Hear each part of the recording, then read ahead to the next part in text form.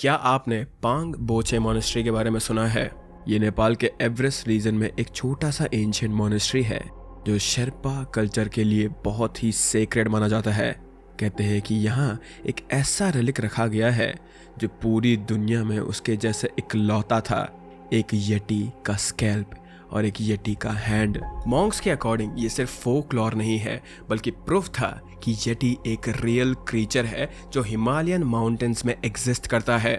लेकिन साइंटिस्ट और एडवेंचरर्स इन रिलिक्स को देखना चाहते थे, पर मोनेस्ट्री वालों ने इस बात से साफ मना कर दिया था, ये कहते हुए कि ये हमारा सेक्रेट ट्रेजर है, हम इसे कहीं नहीं भेजेंगे। फिर 1959 में एक शॉकिंग इंसिडेंट हुआ। पंगबोचे मोनेस्ट्री से यटी के हैंड की एक फिंगर को सीक्रेटली चुरा लिया गया था और उस फिंगर को स्मगल करके नेपाल से सीधा लंदन भेज दिया गया था। स्मगलिंग का तरीका भी एकदम सिनेमैटिक था। फिंगर को एक अंडरगारमेंट्स के अंदर छुपाया गया और केयरफुली ट्रांसपोर्ट किया गया था।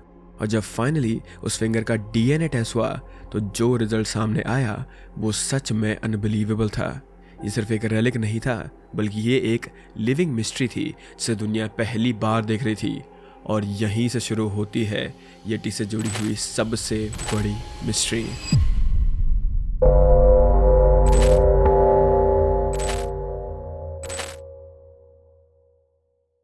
मैंने इस चैनल पर कई सारे अर्बन लेजेंड्स की स्टोरी शेयर की है जो आप यहाँ पर देख सकते हैं, और साथ ही हमने अलग अलग जगहों से जुड़ी हॉरर कल्चर टेल्स को भी एक्सप्लोर किया है जो वहाँ के लोकल्स के बीच काफी ज्यादा पॉपुलर होते हैं। लेकिन कुछ स्टोरीज ऐसी भी होती है जो सिर्फ एक रीजन तक सीमित नहीं रहती बल्कि वर्ल्ड वाइड फेम पाती है। इनका कॉन्सेप्ट इतना स्ट्रॉन्ग होता है कि लोग इन्हें सिर्फ कहानी नहीं बल्कि एक रियलिटी मानने लगते हैं। अगर हम अर्बन लेजेंड्स के बारे में बात करें तो यटी सबसे ज्यादा पॉपुलर और मिस्टीरियस अर्बन लेजेंड है। ये सिर्फ एक मॉडर्न इंटरनेट का मिथ नहीं है बल्कि एक एंशिएंट बिलीफ है जो सेंचुरीज से हमारे कल्चर में चली आ रही है। स्पेशली इंडियन, नेपालीज, तिब्बतीन्स और चाइनीज के बीच में यटी का कॉन्सेप्ट हमेशा से एग्जिस्ट करता रहा है। हर रीजन का अपना एक वर्जन है इस क्रिएचर का, लेकिन तिब्बतन्स के लिए यटी सिर्फ एक स्कैरी कहानी नहीं है। उनके लिए वो एक कल्चरल और स्पिरिचुअल फिगर है, एक तरह का प्रोटेक्टर जो माउंटेन्स का गार्डियन माना जाता है। और इंटरेस्टिंगली यटी वर्ड का ओरिजिन भी तिब्बतन लैंग्वेज से हुआ है जहां इसे ये तेह कहा जाता है। इसका मतलब होता है रॉकी प्लेस का एनिमल या snowman of the mountains. Pop culture में यटी की इमेज कंप्लीटली अलग है। If you guys are from the 90s या अर्ली 2000s तो आई एम श्योर कि तुमने यटी को किसी ना किसी इंडियन कार्टून में जरूर देखा होगा, जो कि देखने में एक बड़ा सा मस्कुलर व्हाइट फर्ड क्रीचर होता है। और शुरू में तो वो थोड़ा सा स्कैरी लगता है, लेकिन एंड में या तो वो मेन कैरेक्टर का दोस्त बन जाता है या एक मिसअंडरस्टूड जायंट निकलता है वो। ऑलमोस्ट हर कार्टून में जिसमें माउंटेन्स और स्नो सीन्स होते हैं वहाँ यटी का कैमियो जरूर होता है। और इन्हीं चीजों ने हमारे दिमाग में यटी के लिए एक सॉफ्ट स्पॉट बना दिया है कि यटी एक फन क्रीचर है, एक फ्रेंडली जायंट है। But reality is far from this pop culture image. जब रियल लाइफ साइटिंग्स की बात आती है तो कहानी काफी ज्यादा डार्क और मिस्टीरियस हो जाती है। लोकल्स के मुताबिक ग्लेशियर्स पर कई बार यटी के फुटप्रिंट देखने को मिले हैं जो कि 2 से 3 फीट लंबे और ह्यूमन फुटप्रिंट से ज्यादा डीप होते हैं। ओवर द इयर्स कई लोकल्स यटी से जुड़े अपने एनकाउंटर्स शेयर करते आए हैं। किसी ने उसे दूर से चलता देखा है तो किसी ने जंगल में उसकी एकोइंग सुनी है। साइंस ने इन क्लेम्स को बार बार डिबंक करने की कोशिश की है, बट स्टिल आई विटनेसेस के अकाउंट्स हिमालयाज के छोटे गांव से आज तक मिलते रहे हैं। And that's where curiosity starts. क्या सच में इतने सालों से सब लोग गलत देख रहे हैं? Maybe yeti exist in a way कि साइंस अभी तक उसे एक्सप्लेन नहीं कर पाई है। नाउ यटी की स्टोरीज सिर्फ रीसेंट पॉप कल्चर या लोकल्स की कहानियों से ही फेमस नहीं हुई थी, क्योंकि यटी का कॉन्सेप्ट एक्चुअली हिमालयन कल्चर के अंदर बहुत पुराना है। तिब्बत के एक सेक्रेट फोकलोर है जो आज भी वहाँ के लोग सुनते हैं और उसका नाम है पाह त्रेलगेन चंगचुप सेम्पा। ये सिर्फ एक रैंडम फोक टेल नहीं है बल्कि एक ओरिजिन मिथ है जो तिब्बतन बुद्धिज्म से डीपली कनेक्टेड है।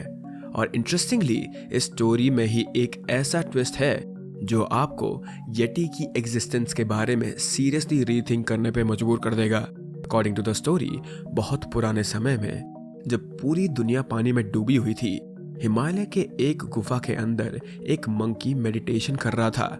ये कोई ऑर्डिनरी मंकी नहीं था, असल में वो एक बुद्धिस्ट मॉन्क था। He was an enlightened being, एक स्पिरिचुअल मॉन्क जो अपनी पूरी लाइफ मेडिटेशन में डिवोट कर चुका था। फिर एक दिन एक फीमेल डीमन उसके पास आई, जिसे तिब्बतियंस ओगर्स कहते हैं। वो देखने में हाफ ह्यूमन और हाफ बीस्ट जैसी दिखती थी, टेरिफाइंग एंड मिस्टीरियस। उसने मंकी से कहा कि वो उससे शादी करे। मॉन्क ने तुरंत मना कर दिया, क्योंकि वो अपनी स्पिरिचुअल वॉव को तोड़ना नहीं चाहता था। पर ओगर्स ने धमकी दी, अगर तुमने मुझे एक्सेप्ट नहीं किया तो मैं पूरे माउंटेन रीजन को डिस्ट्रॉय कर दूंगी। ये सुनकर वो मॉन्क अपने गुरु के पास गया एडवाइस लेने के लिए, और उसके गुरु ने कहा, maybe this is nature's plan, accepted. और फिर मंकी ने डीमन से शादी कर ली और उनके 6 बच्चे हुए। इनिशियली ये बच्चे एकदम वाइल्ड थे, उनकी पूरी बॉडी पर घने बाल थे। वो फ्रूट्स और लीव्स खाते थे, कभी कभी छोटे एनिमल्स भी खाते थे वो, और वो जमीन पर ही रहते थे जैसे कि प्रिमिटिव क्रीचर्स। लेकिन समय के साथ उनमें से कुछ बच्चे धीरे धीरे इवॉल्व होने लगे थे। उन्होंने टूल्स यूज करना सीखा, अपने एक बेसिक लैंग्वेज डेवलप की, और धीरे धीरे वो इंसान बन गए। और तिब्बतन्स के हिसाब से वही ह्यूमन करंट टाइम में उनके एंसेस्टर्स हैं। But the story does not end here. सभी बच्चे इवॉल्व नहीं हुए। Some stayed in their raw beast like form. ना उन्होंने लैंग्वेज डेवलप की, न सिविलाइजेशन अडॉप्ट की, but yes they were strong, powerful and extremely resilient. और यही लेफ्ट ओवर बच्चे जो इवॉल्व नहीं हो पाए, आगे चलकर यटी बन गए। इस पर्सपेक्टिव से यटी सिर्फ एक वाइल्ड एनिमल नहीं, बल्कि मैन काइंड का एक लॉस्ट कजन भी है, जो इवॉल्व करना ही नहीं चाहता था। ये थॉट ही अपने आप में काफी अनसेटलिंग है, क्योंकि अगर ये सच है तो इसका मतलब ये है कि यटी के अंदर भी हमारी तरह इंटेलिजेंस हो सकती है, लेकिन एक ऐसे दिमाग के साथ जो कभी सिविलाइजेशन का हिस्सा बन ही नहीं सकता। A mind that never learn rules, morality या ह्यूमन इमोशंस जैसे हम समझते हैं। इसलिए तिब्बतन कल्चर में यटी को एक तरफ रिस्पेक्ट मिलता है और दूसरी तरफ पर डर। लोकल्स कहते हैं कि वो फॉरेस्ट और माउंटेन्स का प्रोटेक्टर है, लेकिन अगर तुमने उसके एरिया को नुकसान पहुंचाया तो वो तुम्हें गायब कर देगा। गायब as an vanish without trace. और ये सिर्फ फोकलोर का पार्ट नहीं है। आज भी कुछ लोगों के रियल लाइफ अकाउंट्स मिलते हैं जहां लोग बताते हैं कि रात के समय उन्होंने एक हैवी ग्राउल सुना था, जैसे एक बड़ा क्रीचर उन्हें देख रहा हो। That Airy feeling of being watched. आप चाहे इसे सुपरस्टिशन बोलो या फैक्ट, लेकिन इस कहानी का साइकोलॉजिकल इम्पैक्ट आज भी तिब्बतन प्लेटो पर फील होता है। You might be thinking it's just a myth, लेकिन myths thousand of the years तक तभी सर्वाइव करते हैं जब उनके अंदर एक ट्रुथ का हिडन सीड हो।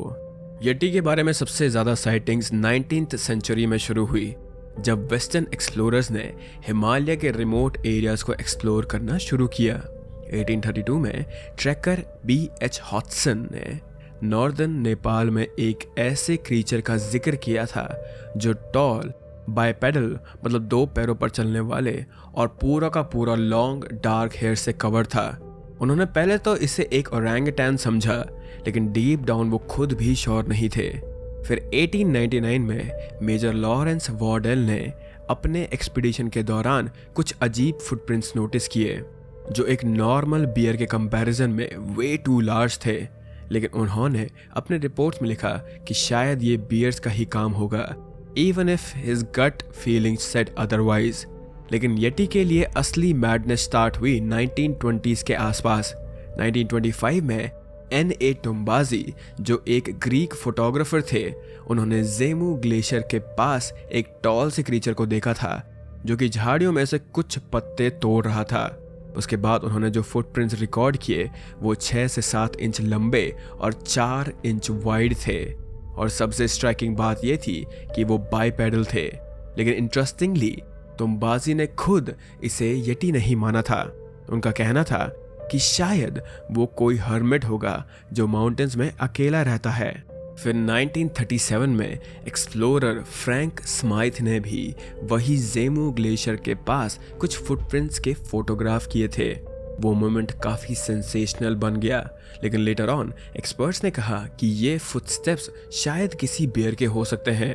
Now you must be thinking, अगर बार बार एक्सपर्ट्स इनको बेयर या हर्मिट्स बोलते थे तो फिर इतने सारे रूमर्स और कहानियां क्यों बनती रही? वेल, उसका रीजन सिंपल था। हिमालयाज के पुरानी फोकलोर, जब भी वहां पर अनयूजुअल फुटप्रिंट्स या फिर बेयर लाइक स्ट्रक्चर्स मिलते थे तो सेंचुरी ओल्ड कहानियां दोबारा जिंदा हो जाती थी। लोग कहते थे this must be the yeti, और रूमर्स वापस फैलने लग जाते थे।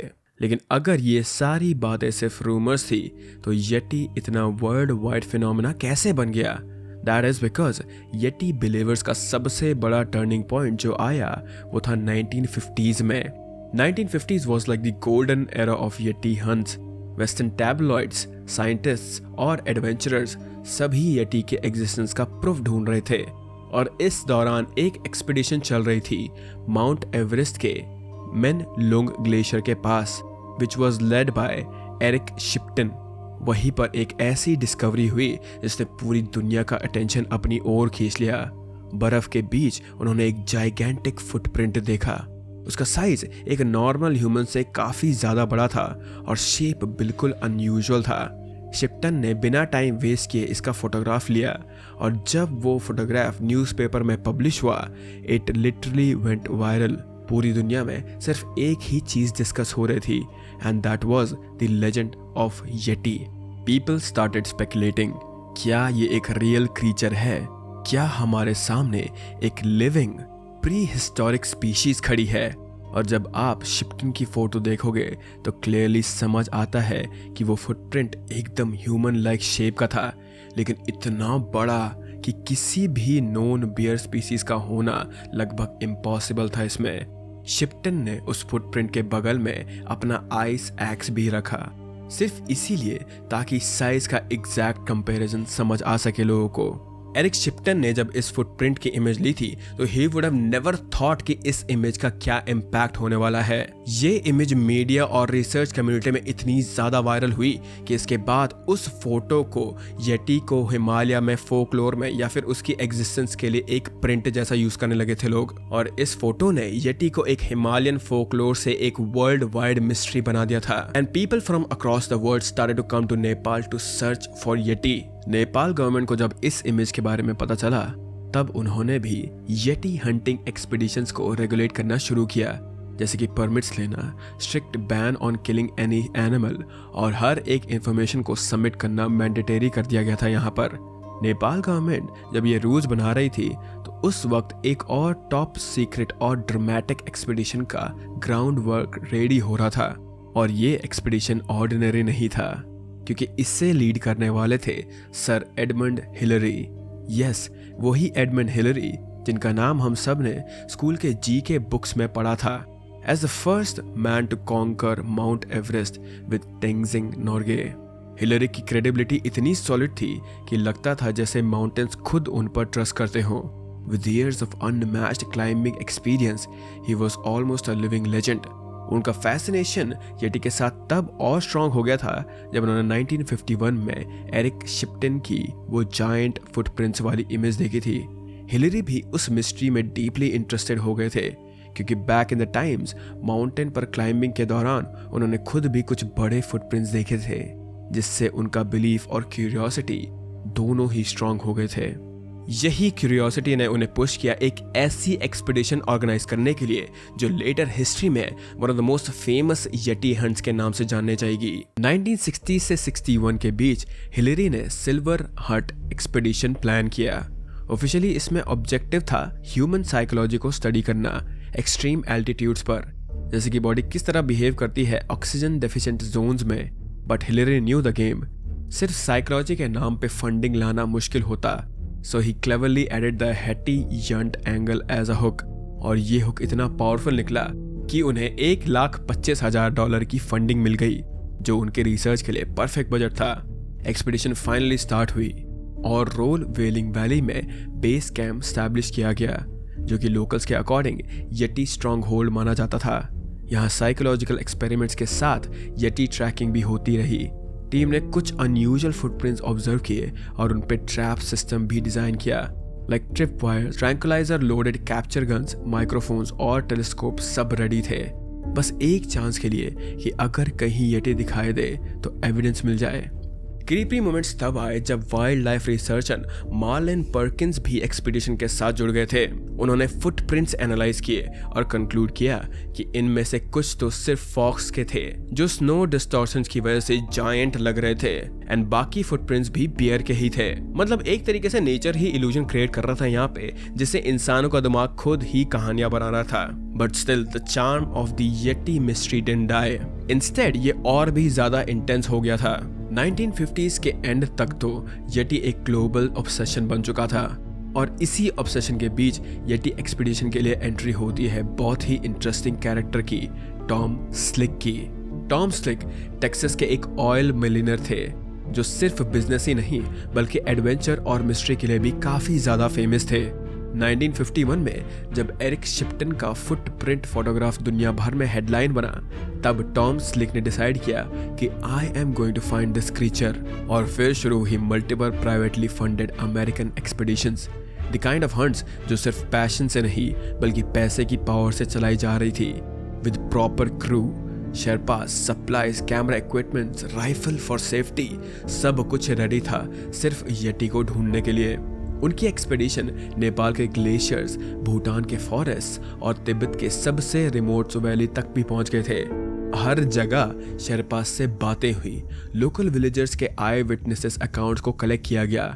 कुछ लोग कहते, मैंने बर्फ में बड़े बड़े फुटप्रिंट्स देखे थे, बिल्कुल इंसान के जैसे, पर साइज उनका डबल ट्रिपल था। और कई लोगों ने कहा कि इन्होंने एक वाइट या ब्राउन कलर का बड़ा सा क्रीचर देखा है जो बिल्कुल एक ह्यूमन बीइंग की तरह चल रहा था। लेकिन हर एक्सपीडिशन के एंड में जो सबसे ज्यादा कंसिस्टेंट क्लू मिला वो था बियर ट्रैक्स का। धीरे धीरे टॉम स्लिक की टीम इस कंक्लूजन पर आई कि साइटिंग्स का मेजर हिस्सा शायद हिमालयन ब्राउन बेयर या तिब्बतन ब्लू बेयर की वजह से हो सकता है। लेकिन फिर भी येटी का एक्चुअल प्रूफ कभी सामने नहीं आया, सिर्फ कहानियां, ब्लरी साइटिंग्स और उससे रिलेटेड इल्यूजन ही बने रहे यहाँ पर। बट डिस्पाइट ऑल दिस, जब किसी के हाथ कुछ कॉन्क्रीट प्रूफ नहीं लग रहा था तो नेचुरली क्यूरियोसिटी और बढ़ गई कि वो जायंट फुटप्रिंट थे किसके। I am sure you guys are also curious about this thing, and ऐसे ही सवाल का जवाब ढूंढने के लिए डैनियल सी टेलर ने भी उस बिग फुटप्रिंट की थ्योरी को हमेशा के लिए खत्म कर दिया था। टेलर का ऑब्सेशन भी as similar to all the explorers 1951 में एरिक शिप्टन की लेजेंडरी स्नो फुटप्रिंट फोटो से ही हुआ था। लेकिन टेलर के लिए येटी हंटिंग उनकी क्यूरियोसिटी नहीं थी, ये उनके लिए एक लाइफ लॉन्ग मिशन बन गया था। 1983 में उन्होंने डिसाइड किया कि वो अपने सालों के रिसर्च को एक स्टेप आगे ले जाएंगे, और इस बार डेस्टिनेशन था नेपाल का बरून वैली, एक ऐसी जगह जो वर्ल्ड के सबसे रिमोट और लीस्ट एक्सप्लोर्ड रीजन में काउंट होती है, with high altitude, snow capped peaks, dense alpine forest और एयरी साइलेंस जो सिर्फ उन जगह होती है जहां इंसान का कदम मुश्किल ही पड़ा हो। Exactly the kind of place जहां कोई मिस्ट्री क्रीचर जैसे कि येटी रहता हो। टेलर और उनकी टीम ने वीक्स तक हार्श वेदर फेस किया, रगेड टेरेन्स क्रॉस किए और लोकल विलेजर्स से कन्वर्सेशन की जिन्होंने अपने पुराने एनकाउंटर्स के बारे में बताया उन्हें। और फिर एक दिन स्नो के बीच उनकी नजर पड़ती है एक फ्रेश सेट ऑफ फुटप्रिंट्स पर। ये कोई नॉर्मल एनिमल ट्रैक्स नहीं थे, ये अनकैनी तरीके से ह्यूमन लाइक थे but unusually large in size.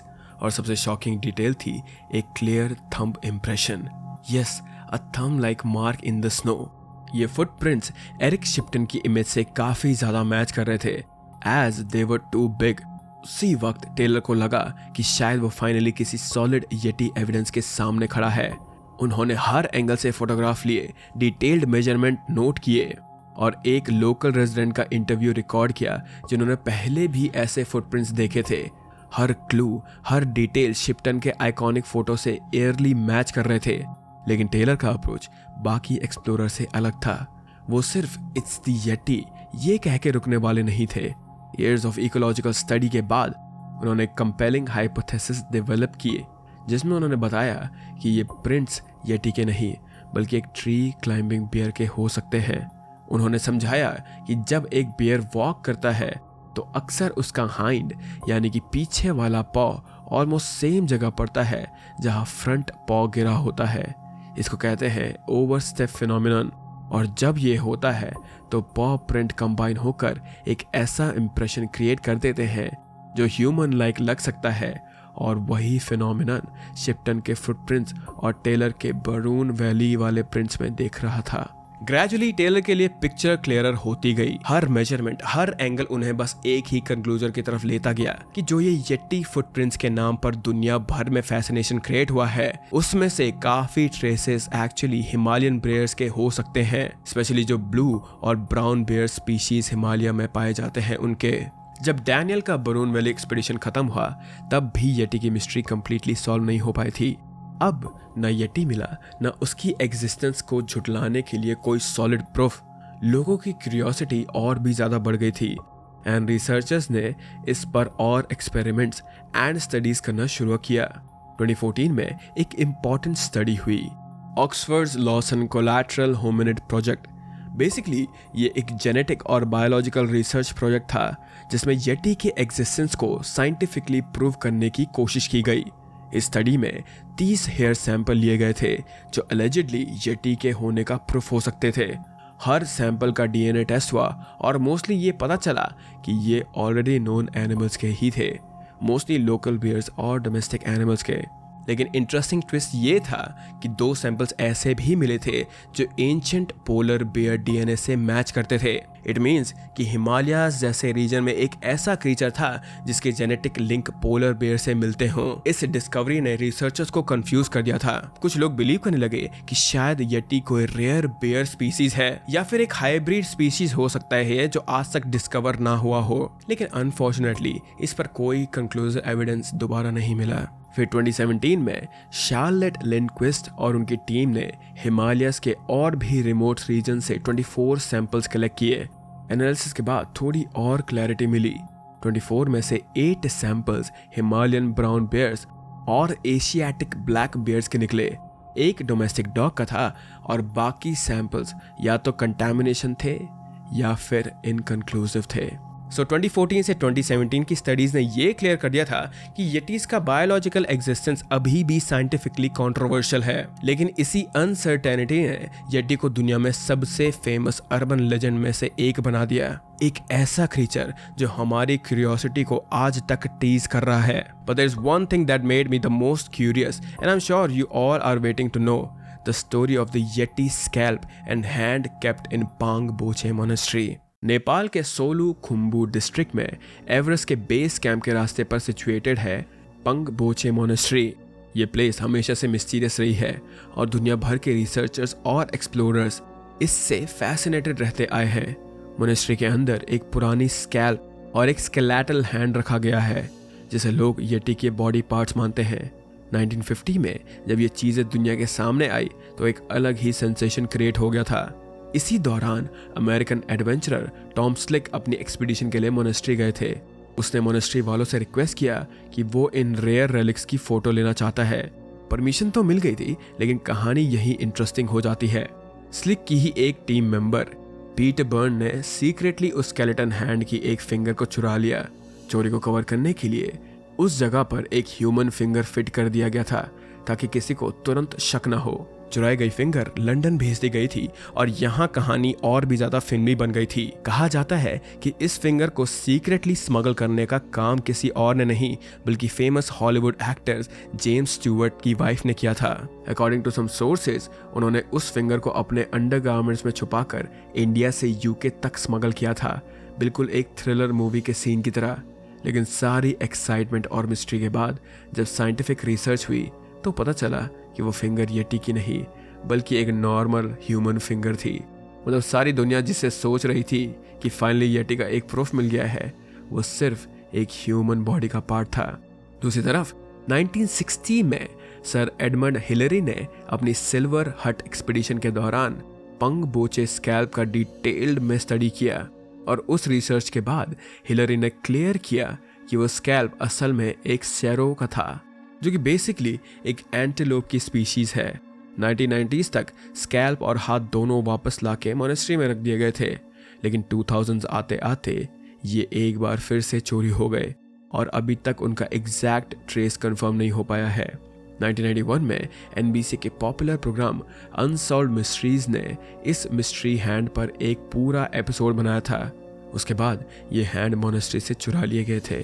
कहानी के मुताबिक ये हैंड ब्लैक मार्केट के जरिए एक प्राइवेट कलेक्शन तक पहुंच गए हैं और आज भी इसका असली लोकेशन अननोन है और इसी वजह से इसकी कहानी और भी ज़्यादा मिथिकल और मिस्टीरियस बन जाती है।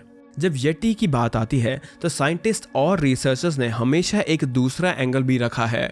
हिमालय में ऐसे कई एनिमल्स हैं जिनको लोग कभी कभार येटी समझने बैठ जाते हैं, जैसे कि Asian black bear, Himalayan brown bear और तिब्बतन ब्लू बेयर।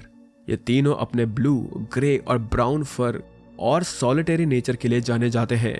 इनकी साइटिंग्स बहुत रेयर होती है और इसी वजह से जब लोग इन्हें दूर से देखते हैं तो उन्हें लगता है कि शायद वो येटी को देख रहे हों।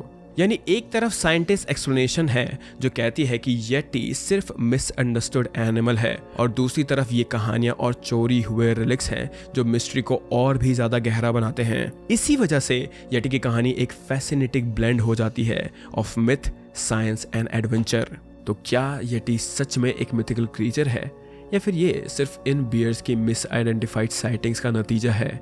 ये सवाल अब भी जवाब के लिए खड़ा है। लेकिन एक बात तो क्लियर है कि येटी का concept in real life animal से जुड़ा हुआ है। शायद हमने इन क्रीचर्स को गलत समझा है या फिर हमारी इमेजिनेशन ने इन्हें कुछ ज़्यादा ही मिस्टीरियस बना दिया है। पर जो भी हो, आज भी येटी की कहानी हमारे लिए एक मिस्ट्री ही है।